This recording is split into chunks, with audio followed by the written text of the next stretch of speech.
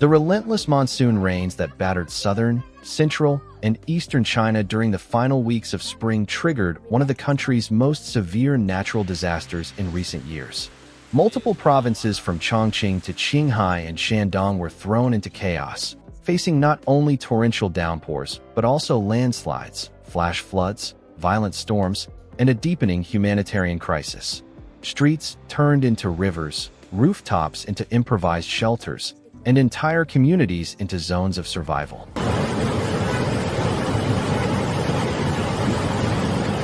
In Chongqing, one of the hardest-hit cities, floodwaters surged violently through downtown streets. Street vendors, motorcycles, and cars were swept away like toys. Local authorities declared a state of emergency as rising water levels quickly isolated entire districts, destroying roads and bridges.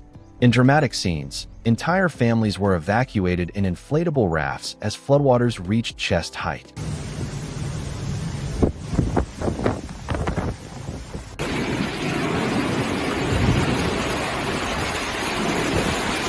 To the west, in Guizhou province, the situation was equally dire. Torrential rains saturated mountain slopes, triggering landslides that buried entire homes. Several schools canceled classes and converted their campuses into shelters for displaced families. Rivers like the Wu and Yuan overflowed, devastating farmland and submerging rice paddies and vegetable fields across several counties.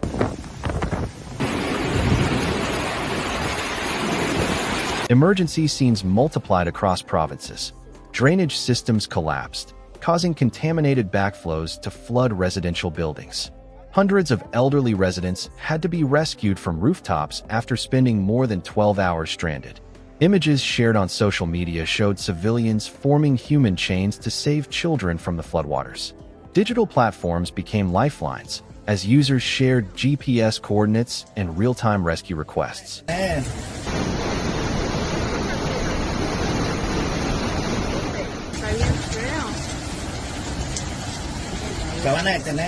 Southern China wasn't the only region affected.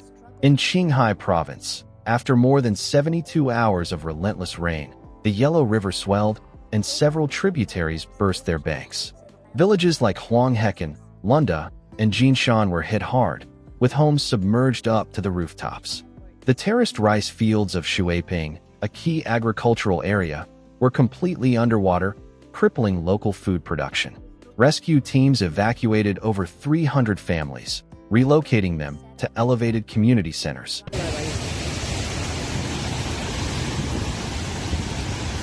At the same time, Shandong's coastal region was rocked by a devastating storm, bringing winds of up to 200 kilometers per hour, 124 miles per hour, along with lightning and heavy rain. Cities such as Weihai, Yantai, Rizhao, and Qingdao saw streets littered with debris, uprooted trees, and fallen power lines. Schools in Jinan and Linyi were closed, switching to virtual learning. The electrical grid suffered major damage, resulting in widespread blackouts and water outages.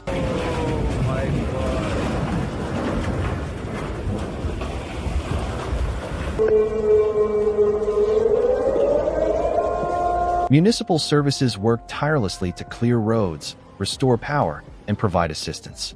In Dongying, mobile communications temporarily went down. Flights were suspended in Qingdao and rerouted to other cities.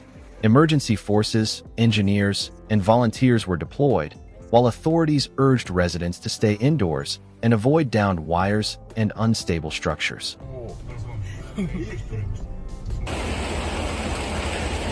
But the storm wasn't the only severe weather event. In Nanning, located in the Guangxi Autonomous Region, the metro system collapsed as floodwaters poured into underground tunnels, trapping passengers in stalled train cars. The flooding overwhelmed safety barriers and shut down public transportation. Rescuing the passengers required specialized teams working for hours in muddy waters with almost no visibility.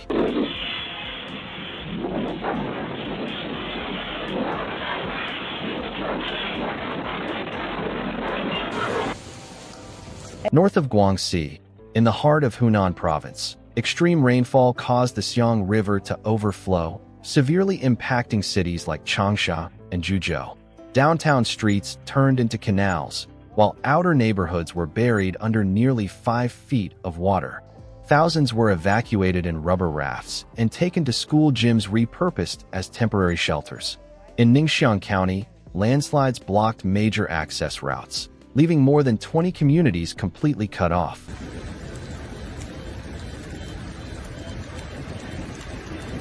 In Hunan Province, located in the southwest, rain-soaked hillsides collapsed without warning. Cities like Xiaodong and Zhujing suffered multiple landslides, destroying roads and burying rural homes. Rescue efforts were hampered by the lack of passable roads and the collapse of telecommunications networks. Agriculture also took a severe hit. Vast tea and rice farms were washed away, devastating the livelihoods of thousands of farmers.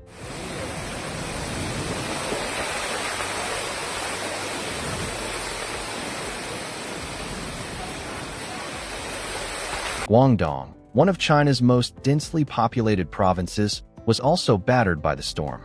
In cities like Guangzhou and Shenzhen, major roads flooded, forcing the closure of tunnels and underpasses. Drone footage showed cars floating and entire parking lots submerged. In Foshan, a minor dam breach worsened downstream flooding in nearby communities.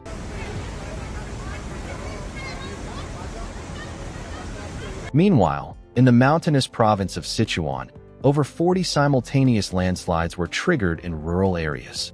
Counties like Mianyang, Yuan, and Dazhou were hardest hit. Many villages were partially or completely buried, and provincial highways were destroyed by rock and mudslides. In Yuan, rescue teams used helicopters to evacuate dozens of people, as ground access was impossible.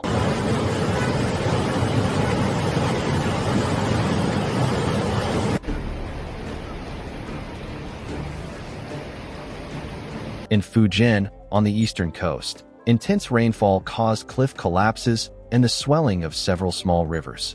In cities like Nanping and Longyan, sudden floods destroyed pedestrian bridges, damaged hospitals, and forced evacuations of government buildings. Images from the region showed streets caked in mud and toppled power poles, leaving hundreds of thousands without electricity.